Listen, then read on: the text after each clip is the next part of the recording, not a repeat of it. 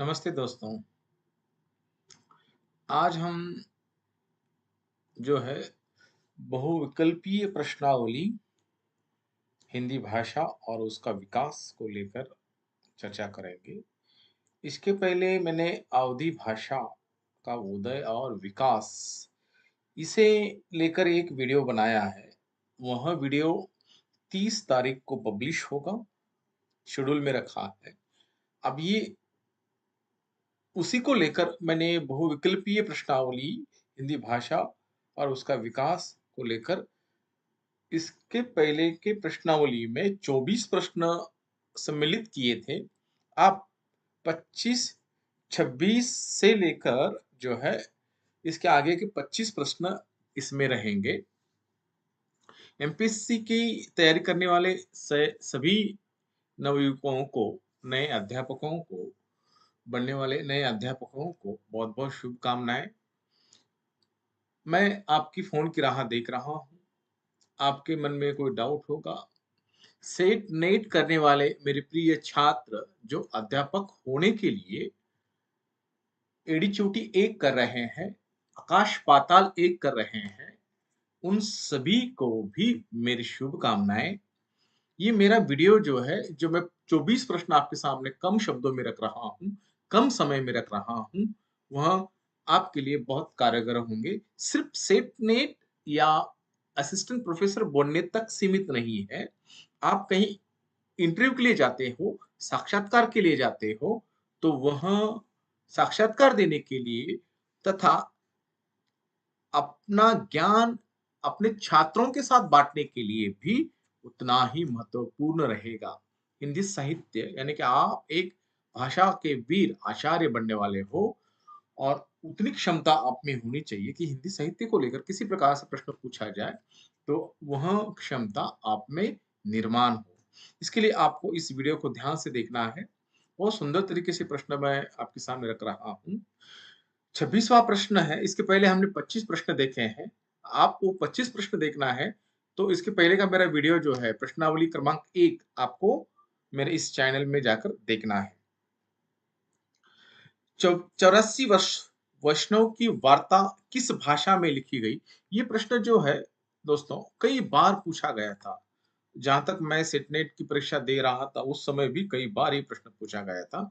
मूलतः यह 84 वैष्णव की वार्ता जो है ब्रज भाषा, राजस्थानी, फारसी और अपभ्रंश, इसमें से जो है ब्रज भाषा में लिखा गया था। गद्य रचना है, लिखी गई गद्य रचना है। राजा लक्ष्मण सिंह किस हिंदी के पक्षधर है? देखो, हिंदी भाषा को लेकर ये प्रश्न पूछा गया है। विकसित हिंदी, संस्कृतनिष्ठ हिंदी, हिंदुस्तानी हिंदी और क्रम भाषा। मूलतः इसका उत्तर होगा संस्कृति निष्ठ हिंदी। हिंदी भाषा बोलने वालों की अनुमति संख्या क्या है? ये 60 करोड़ जो है लोग, ये फिक्स नहीं है। ये अंदाज से तय किया गया है। वैसे देखा जाए तो 53.5 करोड़ के आसपास जो है हिंदी लोग बोलते हैं। 60 करोड़ के आसपास लोग हिंदी बोलते भी है, समझते भी है और लिखते भी है। याद रखिएगा, भारत देश को छोड़कर बाहर के देशों में भी हिंदी में पारिवारिक जीवन में, व्यावहारिक जीवन में भी इसका प्रयोग होने लगा है और मॉडर्न इंडियन लैंग्वेज यानी कि एनईपी 2020 के आधार पर हिंदी भाषा को अधिक महत्व दिया जा रहा है। हिंदी के अंतर्गत कुल कितनी बोलियां हैं? 18 बोलियां हैं। इनमें से कौन सी पश्चिमी हिंदी की बोली नहीं है? अब देखो यहाँ पर नहीं है शब्द का प्रयोग किया गया है। बांगरू, बुंदेली, मगही, खड़ी बोली। मूलतः खड़ी मगही जो है, यह ऑप्शन जो है सही है, सी ऑप्शन सही है, जो हिंदी की बोली नहीं है, पश्चिमी हिंदी की बोली नहीं है। इनमें से अवधी किसके अंतर्गत आती है? बिहारी, राजस्थानी, पश्चिमी हिंदी, पूर्वी हिंदी। पूर्वी हिंदी के अंतर्गत अवधी भाषा आती है। याद रखिएगा, डी ऑप्शन सही है। इनमें से कौन सी बोली बिहारी की हिंदी नहीं है? मारवाड़ी राजस्थान की है, मगही भोजपुरी, मैथिली। इनमें से सही शब्द जो है नहीं है, तो मारवाड़ी नहीं है क्योंकि वो राजस्थान की है। लखनऊ बाराबंकी किस बोली के क्षेत्र में आता है? मूलतः यह अवध क्षेत्र के अंतर्गत आता है, कन्नौजी के अंतर्गत नहीं, वैशवाड़ी के अंतर्गत नहीं, अवध और बुंदेली। मूलतः अवधी के अंतर्गत ये क्षेत्र के अंतर्गत आता है। बघेली बोली का केंद्र कहाँ माना जाता है? रीवा। मूलतः रीवा जो है मूल क्षेत्र है, छोटा सा गांव, वहां पर उसको रीवा, जयपुर, भोपाल, इंदौर, रीवा में माना जाता है। इनमें से ब्रजभाषा किस नगर की बोली नहीं है? उत्तर देखिएगा, प्रश्न को ध्यान से समझिए। इटावा की ब्रजभाषा किस नगर की बोली नहीं है? इटावा नगर की ब्रजभाषा बोली नहीं है। आगे देखते हैं, इंदौर उज्जैन की बोली को क्या नाम दिया गया है?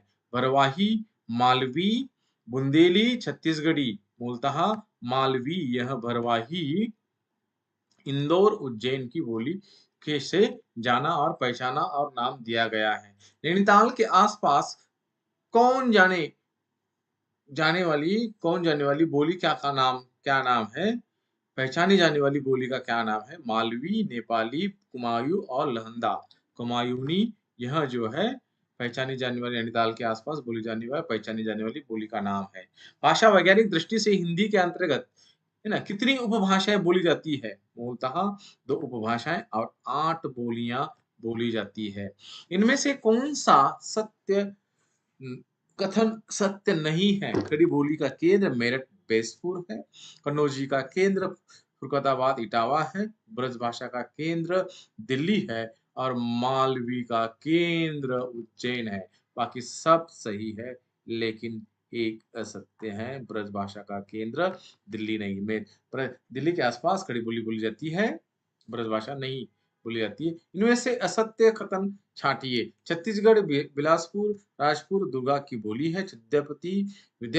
विद्यापति भोजपुरी के कवि है। हरियाणा एक गांव का बंगरू है और बुंदेली का क्षेत्र झांसी बिलपुर है। विद्यापति भोजपुरी के कवि है। ये जो है मूलतः असत्य है, बाकी सत्य है।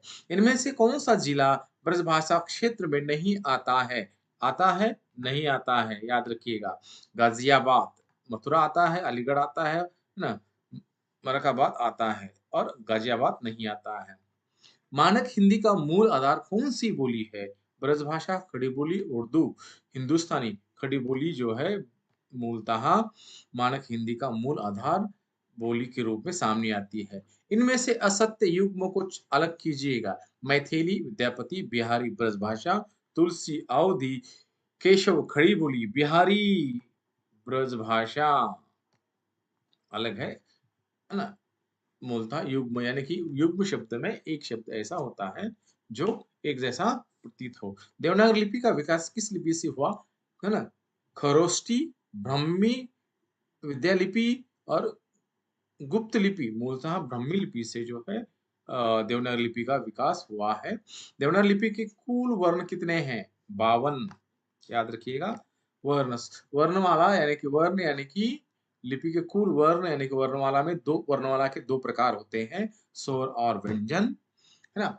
संयुक्त स्वर जो है 4 है, स्पर्श व्यंजन जो है 4 है ना, और पूरे स्वर मिलाकर जो है, स्वर और व्यंजन मिलाकर जो है पूरे वर्ण बनते हैं 52। देवनागरी लिपि इनमें से किस प्रकार की लिपि है?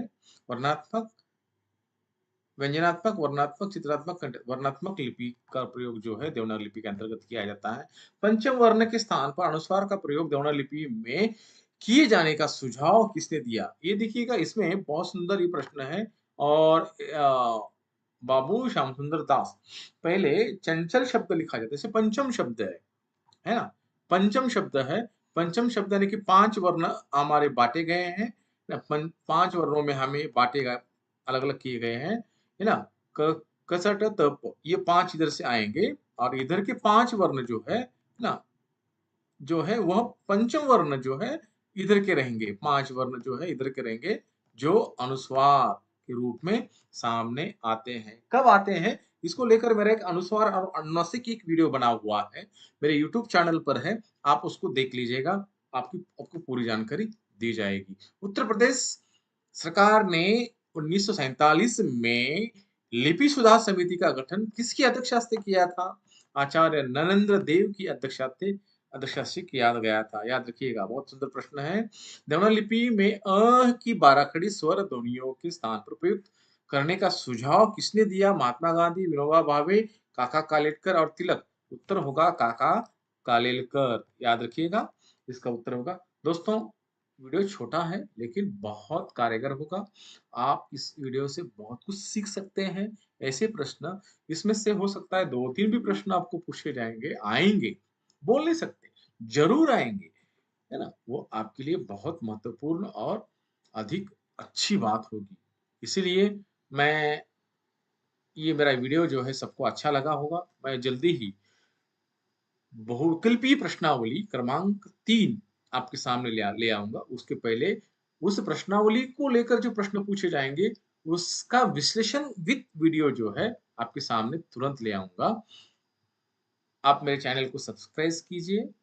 आप मेरे चैनल आपको ये वीडियो अच्छा लगा, अपने दोस्तों के साथ बाँटिए।